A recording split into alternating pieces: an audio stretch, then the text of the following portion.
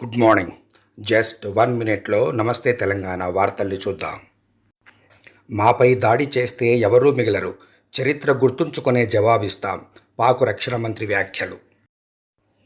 Road ప్రమాద బాధితులకు ఉచిత వైద్యం, 1.5 లక్షల వరకు క్యాష్లెస్ ట్రీట్మెంట్. కేంద్ర ప్రభుత్వం నోటిఫికేషన్ జారీ. కాడి పారేసిన రేవంత్, కేటీఆర్. హైదరాబాదులో నేడు మాక్ సెక్యూరిటీ డ్రిల్. ఉద్యోగులను విలన్లుగా చిత్రీకరించడం సబబేనా? లక్ష్మారెడ్డి.